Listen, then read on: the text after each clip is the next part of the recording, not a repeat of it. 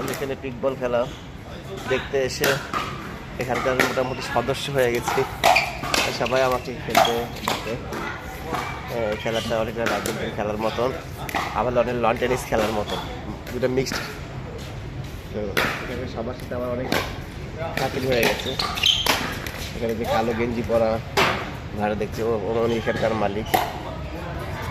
তো আমি ওনার বাচ্চাদেরকে এবং এই সাদা গেঞ্জি পরা ভাইয়া আছে, ওনার বাচ্চা আছে, কালকে পরিচয় হয়েছে। তো বাচ্চাদের জন্য বিস্কুট দিয়েছি। এখন আমি খেলা দেখার জন্য আমি জগিং করার জন্য বের হয়েছি। এই যে জুতা, হাফ প্যান্ট, ভেতরে একটা গেঞ্জি পরে আছি। আমার দুটো গেঞ্জি লাগে প্র্যাকটিস করার জন্য। পুরো মাঠ আসলে খেলায় ব্যস্ত, অনেক সুন্দর একটা মাঠ। তো আমি ওর সাথে খেলেছি, কালকে রাত্রে খেলেছি, আজকে সকালে খেলেছি, আর আজকে বিকালে এসেছি। আমাকে বসতে বললো খেলার জন্য, আমি দৌড়াতে বেরিয়েছিলাম, আমি বসেছি।